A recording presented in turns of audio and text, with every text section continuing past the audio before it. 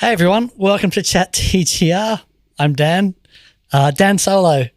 Well, not entirely Not entirely solo. Dan Solo. I've got my son Zach here. Hey everyone. Hope you're all doing awesome. Yeah, so Jake and Joe are away. They are actually playing Download Festival. I'm so proud of them. I'm so proud of those boys. They're so great. Cool. Let's see. Turn some of this shenanigans off. All right. Let me just turn my phone on for uno momento. Yeah, so what I thought we'd do today, I thought I'd run you through my board, the board that went out on the show on Friday on TPS. I had a couple of questions, and I just thought, okay, we'll do a bit of a deep dive and show you what's going on. So the amps that I'm using today, so Zach, you can show these two pictures. I've got my Lazy J down here on my right. Here you go. And on the left, I've got a Victory V30 into a little 10-inch bare-faced cab. The Princeton that I'm using is at the studio for the TPS studio, and the Vox is behind me. I'm doing a bit of TLC on it at the moment. I've been running it. I mean, far out. It's 1959, that amplifier, and I've been running it very hard. And so I just had to do a bit of change some valves and things. But anyway, these two amps sound fantastic.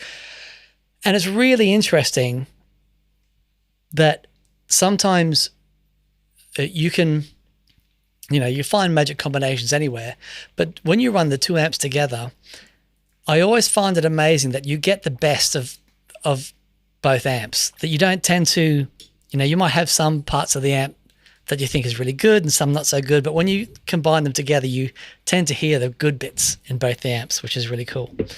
So Zach, who do we have on today, mate? Let's read off a couple of names. We got Todd Roy, Matt V, Simon V. Simon V DJ. Vance V DJ. Scott Curry, of course, BV. V Kelly. Yes, BV. BV the mod. Yes, absolutely, mate. Thank you so much. Zoo Allures, probably just butchered that name. I am sorry.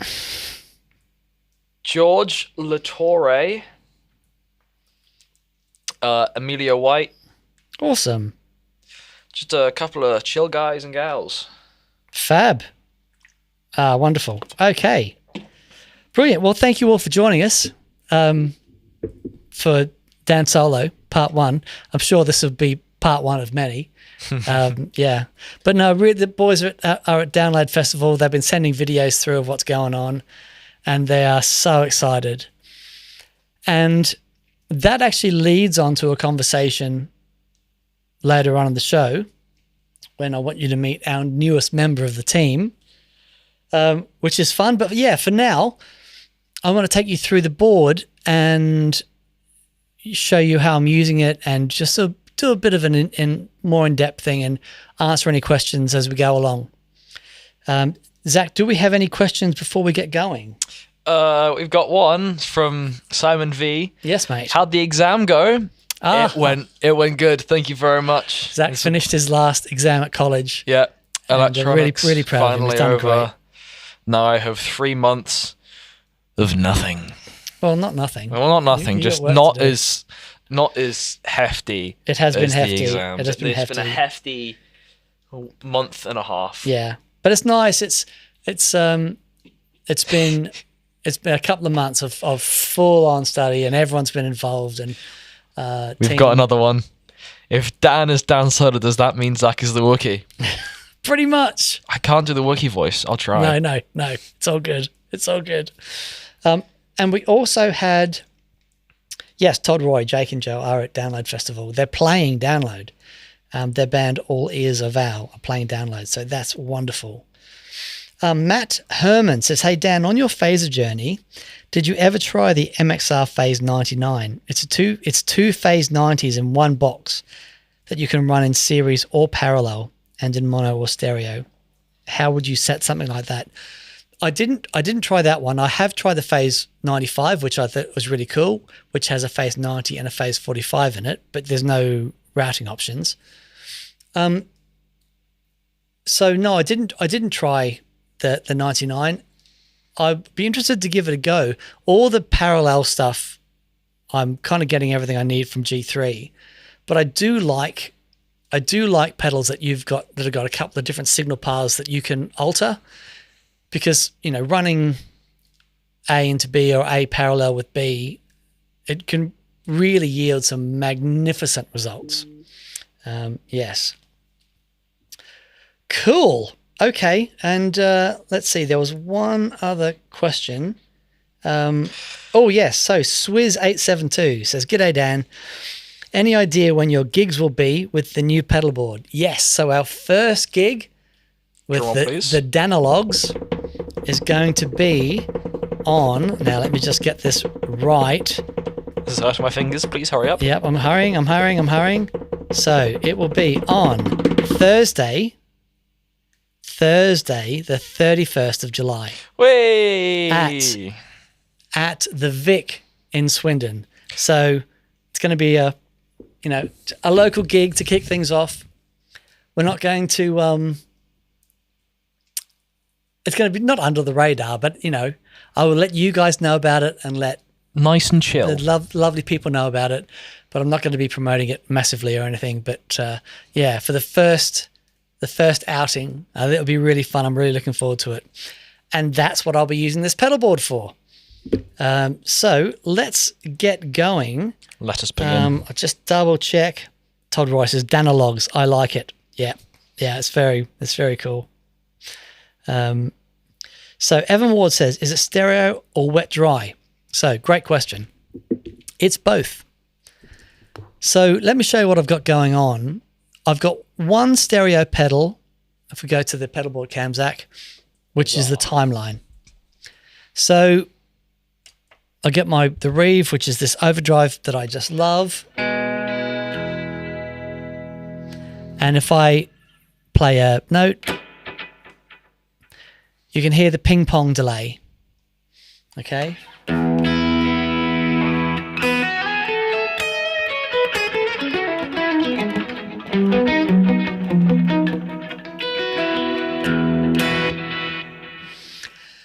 And that's the Andy Timmons type delay. I've got a quarter note on one side, a dotted eighth on the other. It just sounds fantastic. But if I take the delay off for a second and I go to the slap, so here's the just the Reeve on its own.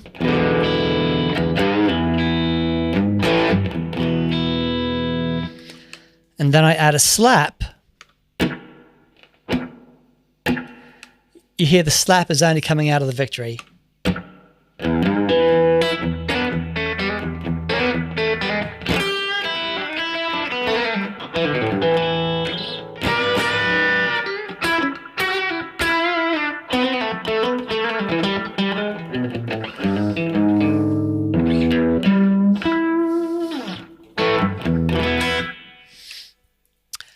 Then I'll do also another part of the whole wet dry thing is when I split with the modulation. We'll get into that a little bit later on. But a quick thing, some people were asking me how I got that hold the line sound. They really dug it. And that was using this diamond vibrato pedal. And what I did with that was I sent it to one side. So let's hear the amps individually. So now we do have the audio panned left and right. And I'm also going to show you in a minute what happens when we sum them together, because it's really cool. Actually, we can do that now, Zach. Mono? No, not yet. Not yet. I'll give you the thumbs up. Okay. So, yeah, one of the questions was how did I do the hold the line thing? So here is the Reeve overdrive into both amps.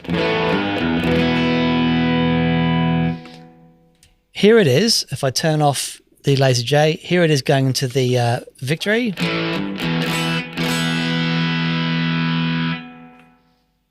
Turn off the Victory. Here it is into the Lazy J.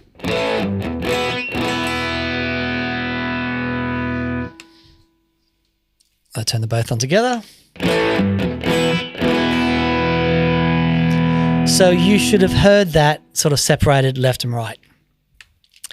Now what happens when I turn the diamond vibrato on, if we hear that into both amplifiers just with a clean sound, so here's a clean sound, turn the vibrato on,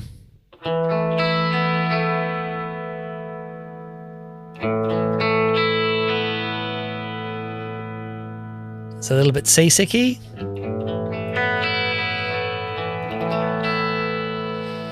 I'll just show you the different tonalities as well with the diamond vibrato toggle switch. So that's like the original tonality. Up is sort of halfway, and then in the middle is the most bright, which is where it sounds amazing. But you can hear that modulation is going to both amps. Okay, so let's go back to the Reeve. Now when I kick it on,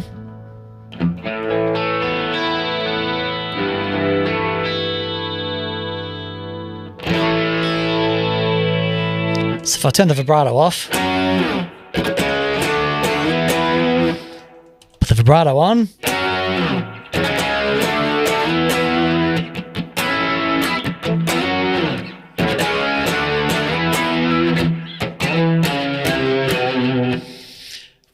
it really needs to be the SG to play that properly. But anyway, so here's what's going on.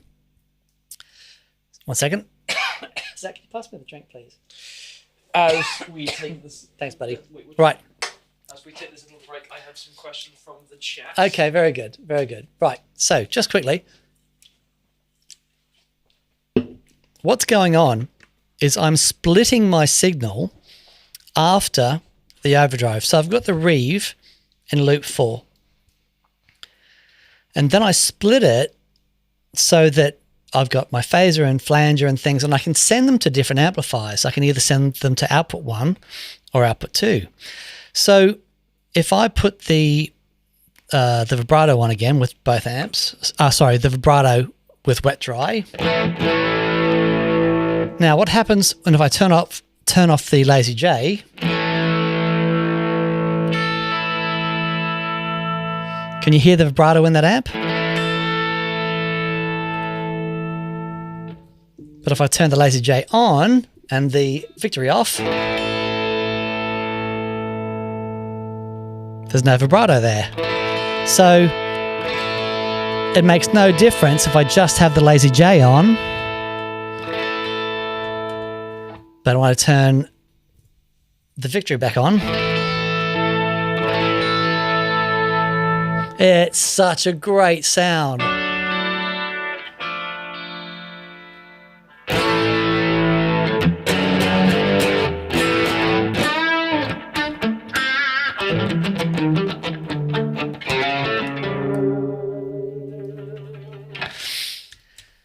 So that's how that is set up, and I'll quickly show you how we do that. So under the preset here, this little button here, this is the deep dive. So like 90% of the time, you're turning on loops and turning on outputs and adjusting phase and all that sort of shenanigans.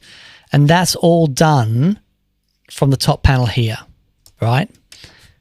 And so like I can turn, change the phase there, all that stuff. When I go into the deep edit menu, I've got all my MIDI stuff, expression pedals, loop order, stomp box controls, trails, parallel. So parallel is where we do the wet dry settings. So let's go into parallel for a minute. So parallel control, I can either, it's enabled at the moment, I can disable that or I can enable it. So that's disabled, enabled. Beautiful. The phase setting has to do with when I can go parallel and I can join the signals back, which is really cool if you're doing things like you want to go parallel overdrives. That's a really fun thing to do. But here is where it's interesting. I've got parallel start. So you see here, it says split before loop 5. So it splits in between loop 4 and 5 after the reeve. So the reeve goes to both amplifiers because my signal goes along, it goes through loops 1 through to 4 looking for anything that's turned on. And then after 4 it splits, but with loop 4 turned on, it's that signal is going to both amplifiers. Then I go back to, so parallel end, here it says no join. So I'm not joining the parallel signals up together. I'm splitting them and they're going straight output 1 and 2. Okay? So let's no join, and then we go back. And then parallel loops. So at the moment, I've got the flanger, which is in loop 8. I've got going to one amplifier, and the diamond, which is in loop 7, going to another. So I can literally have wet dry with diamond on one side and the vibrato on the other.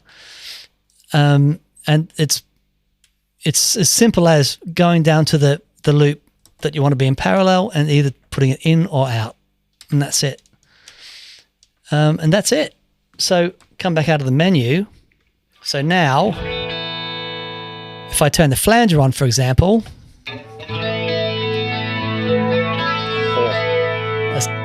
so the flanger is in the laser J,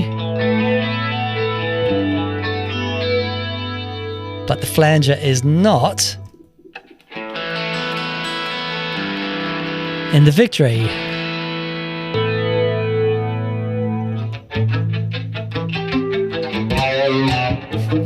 So, but look, there's the flanger and there's the vibrato. So now I've got flanger on one side, vibrato on the other. Ah, man, stop.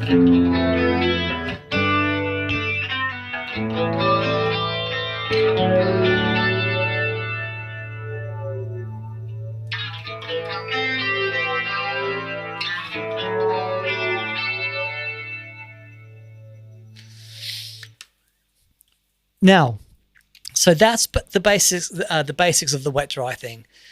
It's being able to say where I'm splitting the signal and then being able to associate loops with either one side or the other.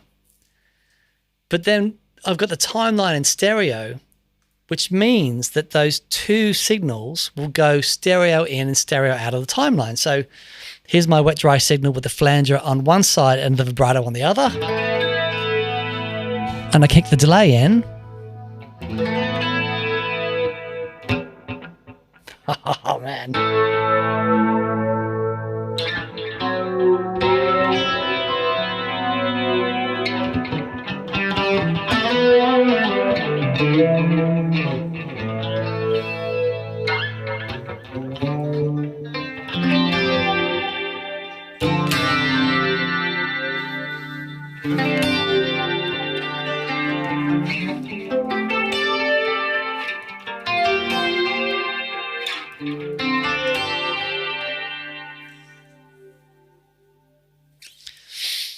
So I hope that demonstrated the wet dry thing and the stereo thing.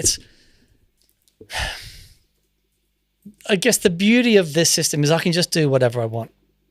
I can send them in series, send them in parallel, do them in stereo. I can change the order, and I will do that depending on the sound that I want, per preset.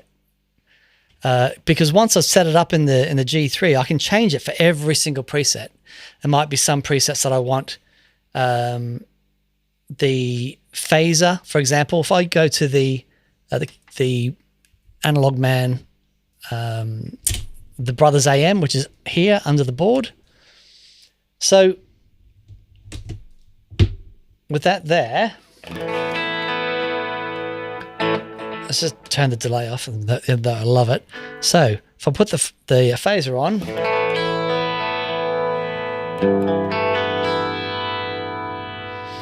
you can hear that's just going into one amplifier. But if I go to a different clean sound, it's going to both.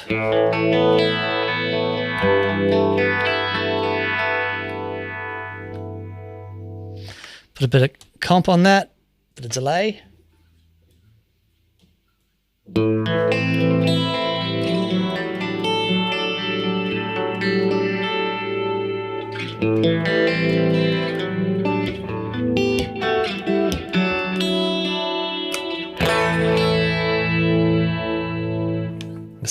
it's just so cool. Okay, sorry, Zach. Question time. Let's go. I'll start from the top. Dan, what is your favorite kind of genre of music to play at live gigs? From Scent of a Wheelchair Pillow. What a name. Oh, man. So the Danalogs, we're playing, it's all 70s stuff. The idea with this band is there are songs that I've wanted to play live my whole life that doing a normal covers band thing you'd never be able to do. So what would be an example? We're doing some like early Genesis. We're doing let's see if I can get this going. Yeah.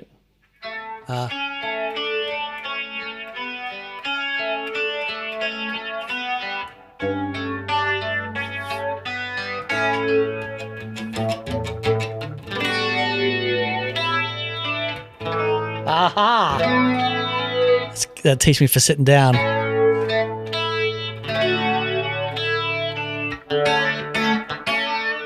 So that's I Know What I Like in Your Wardrobe, Genesis. What else are we doing that I love? I mean, all of it. We're doing some Billy Joel tune. We're doing 10cc. We're doing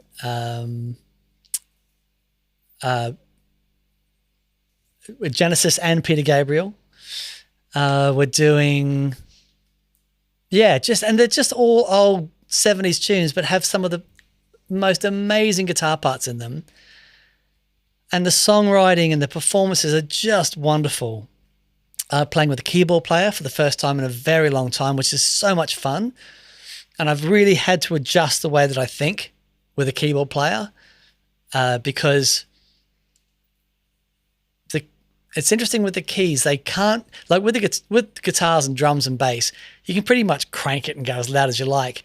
With the keys, unless they've got a system with like loads of headroom, I find with most keys have got their level set, and so you've got to sort of play to that level.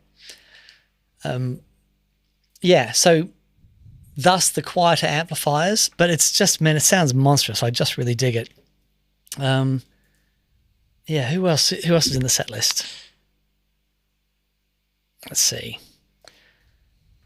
You've started on this tangent. We're going to be here for about another 5 minutes. Yeah, well, I'll say Pink Floyd, Ace, The Cars, some old Fleetwood Mac, Jackson Brown, a couple of Steely Dan tunes, which is awesome. Foreigner, Supertramp. I mean, it's awesome. It's so cool. So yeah, that's what we're doing. And that's, at the moment, that's my favorite stuff to play. When I was in Tin Spirits, when that was a thing, that was my favorite stuff to play. Playing tunes that you've spent a long time working on with a band, with people that you love. And, man, being in a band with Dave Gregory, well, I mean, what an honor. And just to hear him play night after night, it was just wild. So, but this, at the same time, there were gigs that I did that were just acoustic guitar. So Doug, my drummer, and we had a duo called the Bipolar Bears for a long time. And we had a 10-year residency every Friday night in Cardiff. It was great. And there were some moments in that where it was rock and roll, and it was so much fun. But where I'm at now, I'm like, don't really care about the money. I don't really care about, I'm not doing it for free, but it's not about that. It's about, these are tunes that I've always wanted to play, and we're going to go out there and just have some fun and just see if anyone turns up. Cool. Next question.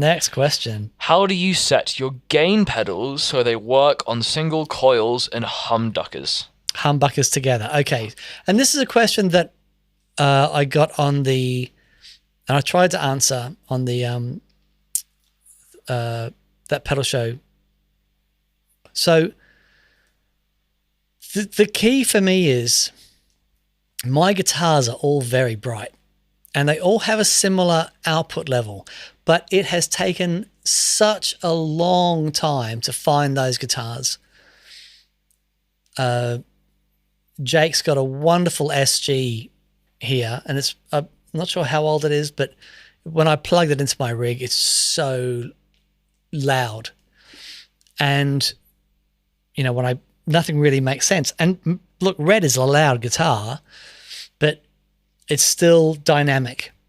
And that, you know, the Tele single coil thing, the three main guitars that I'm using for this gig are Red, the Johnny Marr Jag, and my SG. I may also be using the 65 Tele for one song where it just sounds just perfect for it, but we'll see. But it's not about setting up the overdrives or the gain stages. It's about finding the guitars that are right and that work together.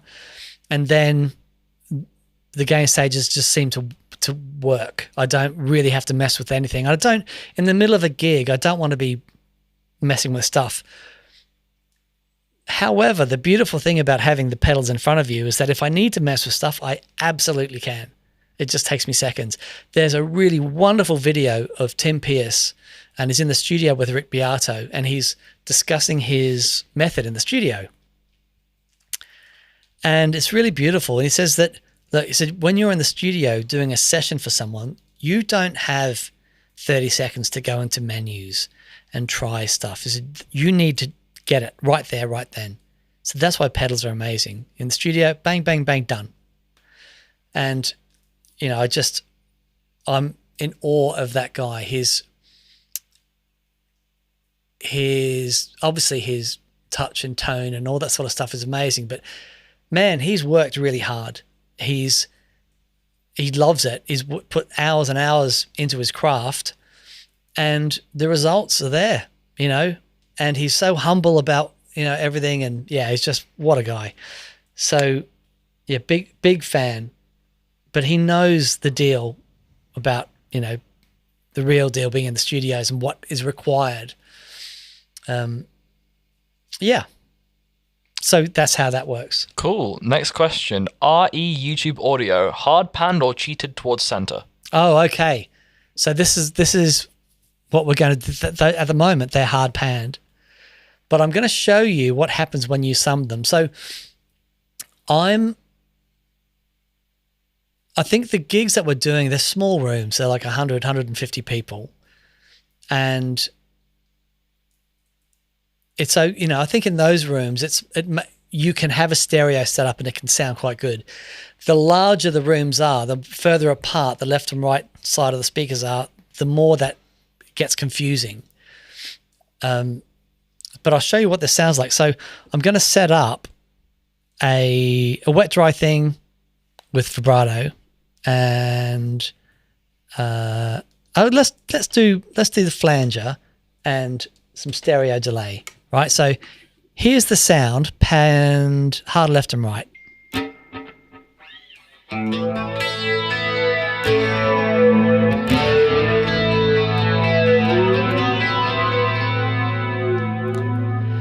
Now we're going to sum that. So Zach, I need you to put the two into the center like we did before. So here's that sound. It's mono time. In mono, boys. Yeah, exactly. Dual mono.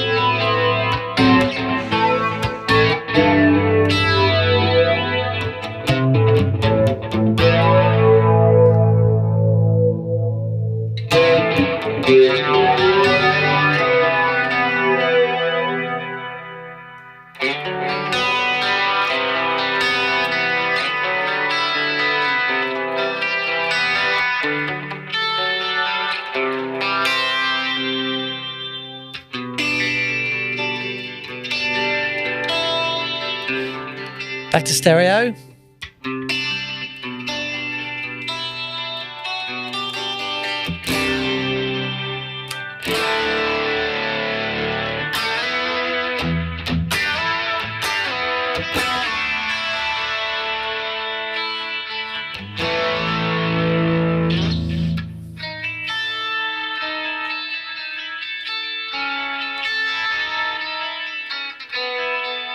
Mono.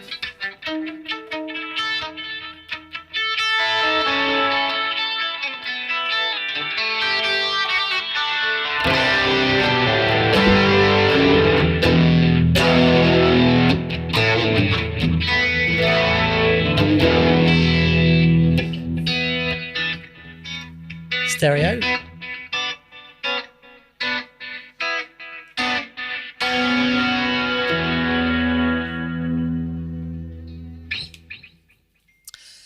So this is the coolest thing about the wet dry thing, is that you don't have to have them panned hard left and right.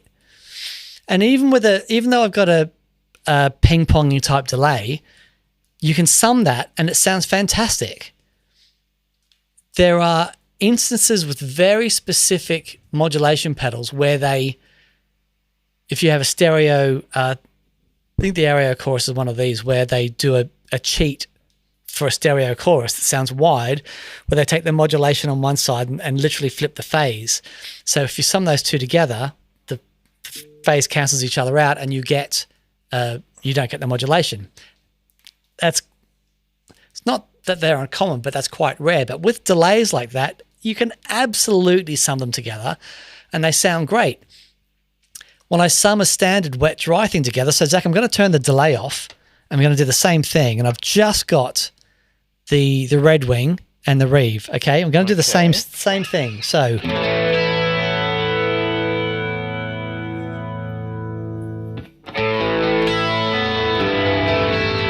So there's your stereo.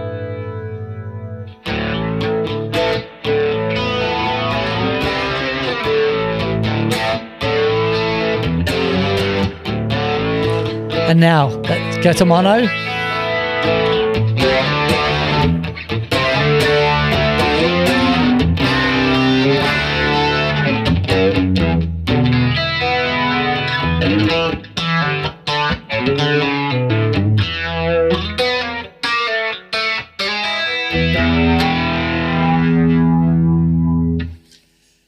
And what's really interesting about when you take a sound like that wet dry thing, we should call it the TPS dry, because some people do get upset, but you know what I mean, right?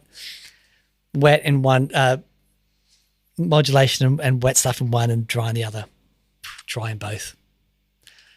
But the interesting thing about when you sum it like that, you still get the advantage of the amplifier that doesn't have the modulation in, because again, if I turn off the wet amp,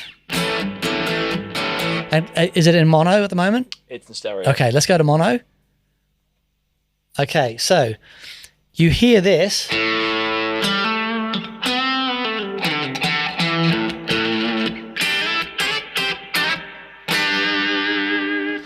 And now when I add the second amp on that has the modulation,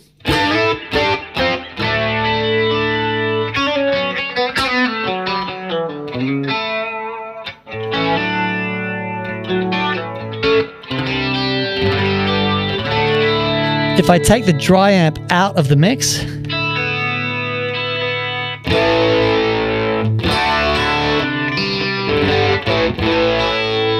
there's just an added level of clarity that happens when you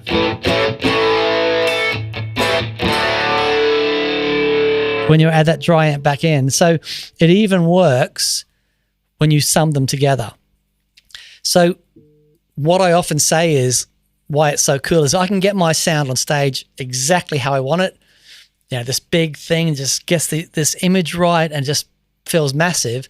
The sound guy at the front can run them however he wants. He can run them straight down the middle and it'll sound huge. When if I do things like reverbs and delays in one amp, like truly just wet dry, then I get my sound on stage and the sound guy can say, okay, there's a load of people in here tonight. I need a bit more wet in the mix. So that's coming from amp one. Let's turn the amp one up a bit louder. Oh, we're in a hall and there's loads of, reflections. I'm going to turn the wet sounds down a little bit tonight. Just have a bit more clarity from the dry amp. Doesn't make a bit of difference to me because I've still got my sound on stage. And that's what's important. So, okay. That was 40 minutes of me banging on about my wet dry. I haven't. Any more questions, Zach? I'm sure I haven't answered many of them. Dan, do you ever run reverb and delay in parallel? Yeah, I have done that, and it's a really amazing thing. One of the ideas behind the parallel times 4 is that you could have stereo reverb and delay in parallel, and it's such a great sound. Especially because if you like lots of delay and lots of reverb, what I find that happens if you do that and you run them in series is that the delay repeats, they keep getting this reverb wash on them, as opposed to it just being the initial attack on the note. When you run them in parallel, you're still getting the repeats of the delay, but it's not being affected by the reverb. The reverb is only on the initial note, the initial attack. And so there's something that happens with the sound when it's less confusing, and the reverb can do its job and the delay can do its job. Sometimes series is awesome, but the parallel thing with reverb and delay is really, really cool. There's one more question. Yes, buddy. Dan, have you seen the new Old Blood Noise Endeavors collab with 29 Pedals? It's a new signal blender, but with stereo parallel outputs. Cool. I haven't seen that. Yeah. One to look out for, maybe? Yeah, the Old Blood Noise stuff is awesome. The 29 pedal stuff, yeah, brilliant. That's great. And that's all the questions. Okay, fantastic. Right. I think we're going to get on to something else, but here's a quick view of under the board. And someone was asking me about my fuzz. Didn't sound very fuzzy. I just quickly want to show you something. So I don't have the fuzz very high on my fuzz because of the job that I want it to do. Okay, so like here's my clean sound. I'll turn the fuzz on.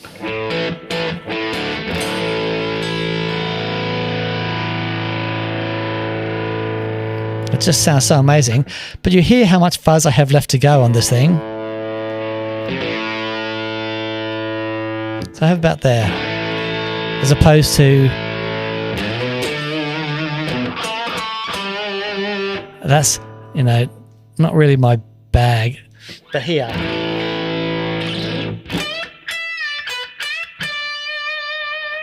Bit of phaser on that.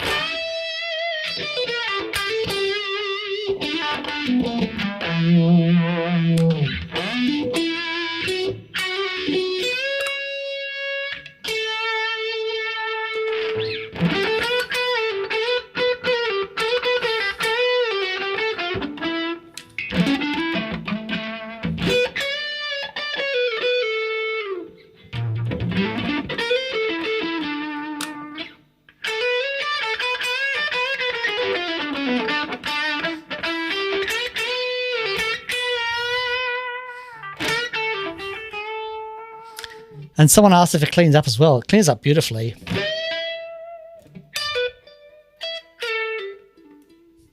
Oh yeah, come on.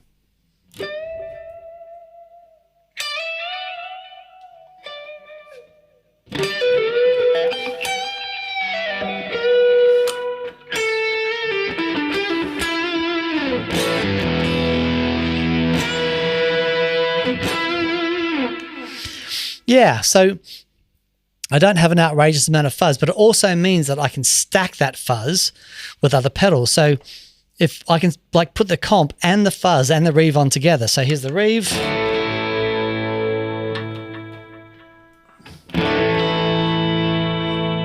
The fuzz. Compression.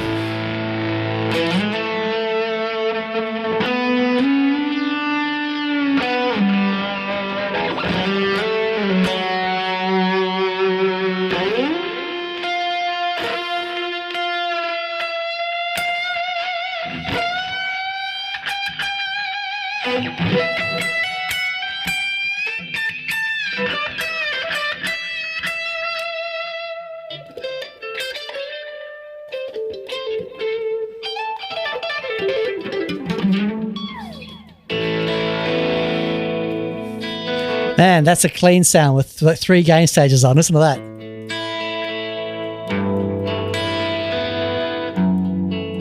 That's a sound.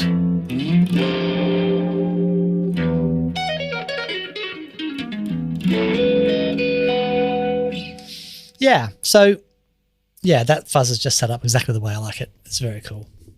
Nice. Right. Okay, we have 15 minutes left. Any last questions on the board before we carry on? We've got Simon V. RDJ saying that he'll email you the Old Blood Noise Endeavors, the YouTube link. Oh, I'm cool. sure if it's as credible as he said it is, it'll end up on this show. Yeah, in like a week or so. Yeah. No, it's Sounds yeah, cool. so we actually stock a few Old Blood Noise bits and pieces here. The M-Tep, which we've run out of, unfortunately. But I just think they're a really cool company. They make really great stuff.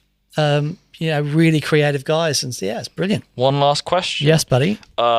Steve Warren, what's the story on the Reeve? Can't seem to find any info on the Kingsley site or YouTube. So the story on the Reeve, which is this one right here. Okay, so this is interesting. Right. I've built a couple of pedal boards recently, one for Johnny Marr, and I'm actually in the middle of planning a build at the moment for Ed O'Brien. And the Johnny Marr rig was, it was all sort of set, but we're sort of umming and ahhing about what overdrive we wanted. And I thought, look, I just got to put Harlot on there because I just knew he'd love it. And Simon's pedals take quite a long time because he's got such a backlog and stuff, and I didn't want to bother him. And because I had 2, I had an old one and a new one, and I was using the new one. I thought, I'm going to pop this on Johnny's board because I know he's going to love it. So, of course, he absolutely loves it. It's the Harlot is an incredible overdrive pedal. And then putting together the new rig for Ed, and it was like, I really want to look at some new gain stages, and I'm like, you've got to try the Harlot. It's amazing. So I gave it to Ed to try out, and that was around the time I was putting this board together. Now, bless him, every time Simon comes over, try and hook up with him because he's such a beautiful guy and he's such an amazing guitar player. And I just love hanging out with him. I find him so inspiring. And he'll bring over things for us to try. And he bought this. He says, let me know what you think of this. This is just something I'm messing around with. And I put it on the board, and man, I just loved it.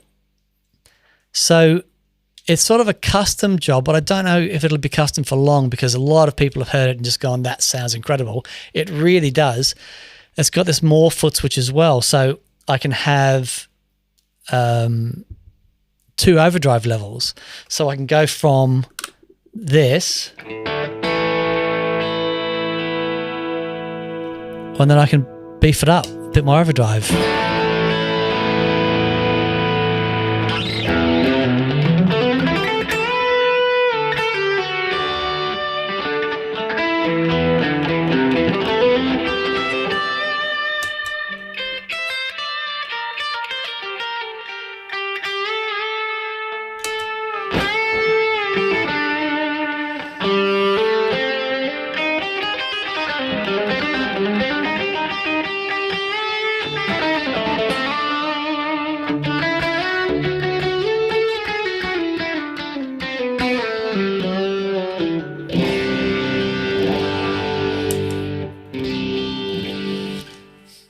But the other really cool thing about that Morphoot switch is it's remotely switchable.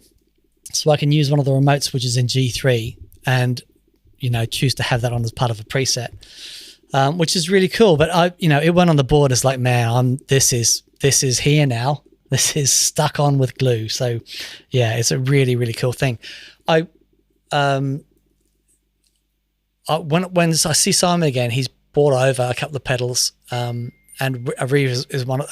Yes, the Harlot's one of them, and I'm going to A/B them, but yeah, I think this is an extraordinary sounding thing, especially with the gigs that I'm doing, where I need. Normally, Simon stuff, not well, they're all so different. The refit feels a little bit flatter in the mid-range to me, and because of the amps I'm using, I've got so much mids in them anyway. It just works so beautifully. Same reason why the King of Tone, the Chase Bliss AM Brothers, works so well, because it doesn't have the same mid-range. It's more along the blues driver type thing with flatter mid-range. Just sounds absolutely extraordinary. Cool. Okay. Oh, so look, BV's messaging me. Let's see. Oh yeah. So another thing, I forgot to mention this. I'm so good at promotion, Zach. I'm so good at selling my stuff. I'm telling everyone to spend 10 years finding the right guitars. If you've got guitars that have a wildly varying output, we do make a product called the 321, which has preamps on each of the inputs.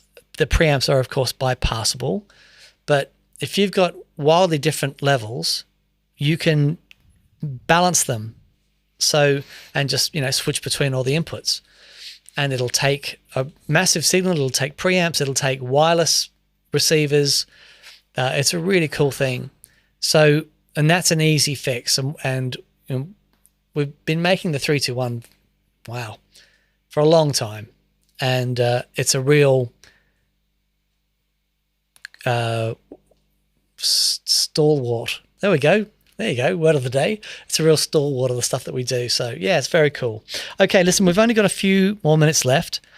So I wanted to show you something. Okay, wait till I give you the heads up, buddy. Okay. That's the board. Hope you enjoyed that. Let's the tuner on. Right. So this week I have had something up on the website that I've sent out to a few people to check out. So you guys are sort of really the first bunch of people that are going to see this. One of the things that is very, very important to me is customer service. I was never in this to make money. I thought if we can pay the rent and keep the kids fed and clothed, then gravy. I loved the idea of being able to come up with solutions to problems. And, the idea behind everything that we do, it's about solving problems for our customers who we love. And without you guys, obviously, none of this would happen. And I'm so grateful, truly, truly grateful for everyone that's bought anything from the gig rig. And customer support is something that we take very seriously. So Jake and Joe, our customer support team, and they're amazing. They feel the same way that I do about customers, which is why they've been working here for so long. I think Jake's been 12 years and Joe's been 15 years. I've known them for most of my life. Yeah, you have. Most likely. Yeah. And they're just great people, and, it's like a family here. However, one of the challenges is that Jake and Joe play in the same band. So when one goes, generally the other one is gone as well. And this week we've just had the perfect storm of people being away. One of our staff members has had a bereavement in the family. Jake and Joe were supposed to be here, but they got the opportunity to play a download. It's like, you absolutely are going to play download. But this is something that I've been thinking about for a long time, because even if none of that happens, we have customers all over the world. And, where the office is open 8.5, 9 hours a day, what about the other 2/3 of the day? It's one thing to be sending emails in and backwards and forwards, but I've always been after a more personal customer experience so people can get answers that they need to quickly. We've got a lot of products. We've got a lot of manuals. It's a lot of stuff to sift through. And sometimes you just need a quick answer. I have a very clever friend. And about a year ago, maybe even more than that actually, we started working on this project about how we can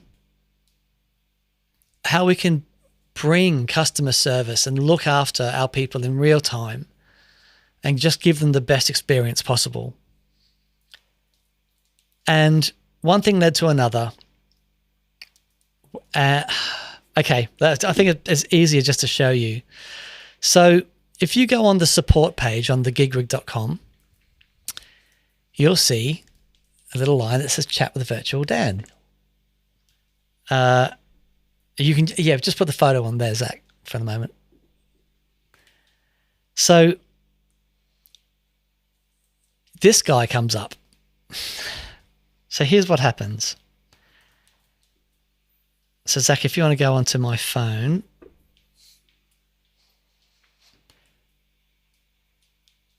Okay. What we've done is I've created an avatar of me that you can talk to. If you have a problem with any of your gear, you've got a question about anything, you can literally just talk to me. So here's how this works. You need a login on shop.thegigrig.com to be able to do this. But I think, let's see if we can get him to talk. Don't be shy.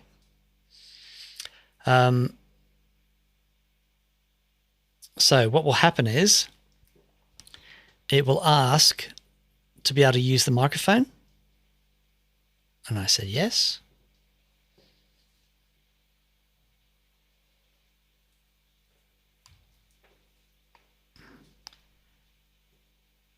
Come on, you. Don't let me down. So yeah, so basically he is a mixture of like a dozen different AI things that we've put together, and there's also like thousands of lines of extra code. And I'm here to help you in any way I can on your gig rig journey. What particular topics would you like to discuss today?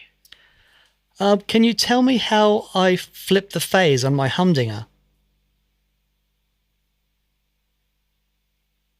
To flip the phase on your humdinger, just use the phase switch on the front of the unit. This will allow you to reverse the phase of the isolated output. If you need more detailed instructions, let me know.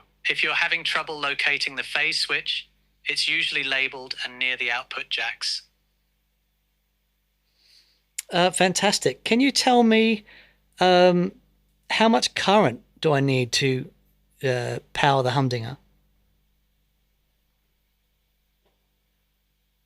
The humdinger requires low current, typically less than 135 mA.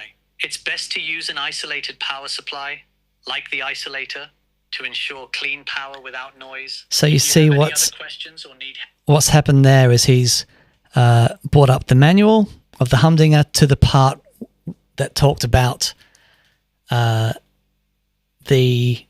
power supply and consumption.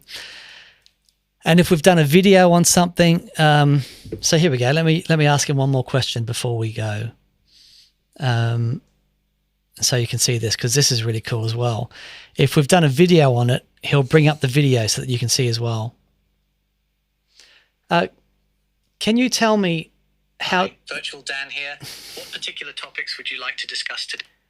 Can you tell me how I use... Just let me know what you're curious about, whether it's about a... Can you tell me how I use... to help you out. Can you tell me how I use the Strymon timeline? I didn't catch that.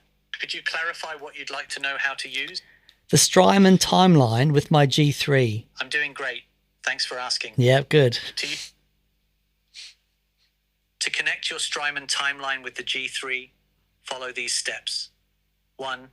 Connect the timeline. Plug the output of your G3 into the input of the timeline. Then, connect the output of the timeline to your amp. 2. MIDI setup. Navigate to the G3's MIDI settings in the Deep Edit menu. Set the MIDI channel to match the timeline's MIDI settings. Assign program change messages to the G3 foot switches for the timeline presets. 3. So anyway, Make sure everything...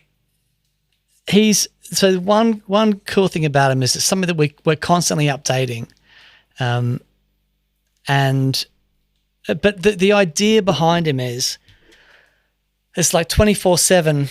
You can just go and get an answer to a question, and he'll bring up videos and PDFs, and we just think that it's a way that we can help our customers all over the world. He speaks different languages as well. The little drop-down menu. So if you want help in French or Spanish or German or, any of the big languages. Yeah. So there we go. I'd really be interested if you guys have got a login and want to go and say hi to Virtual Dan and just have a chat to him and ask him some questions and just see if he's helpful. I'd really love to get some feedback and see what you guys think. But, hopefully this will help us concentrate on the customers who need specialized support. So, we don't have to, and also you don't have to wait days for email returns, and you don't, especially over the weekend and stuff. If it's simple questions that you've got, he should be able to help you out. So anyway, there we go. What are people saying, Zach? It's a positive reaction so far. Cool. All right. The great. starter was pretty funny, but it works very well. That's amazing. Yeah, it is amazing. I mean, I'm sort of connected via the, into the switcher with the phone and stuff. So it's not ideal. Really good experience if you're on a laptop. But anyway, right, that's it. Thank you all for watching. Hope you enjoyed that. I will not be here next week. Jake and Joe may be here. I think no, only Joe. So there will be no Chat TGR next week. Joe Solo. Sojo. There we go. Brilliant. All right. Thanks, everyone. Have a fantastic rest of the week and weekend, and we'll see you soon. Bye. Bye, everyone. Bye.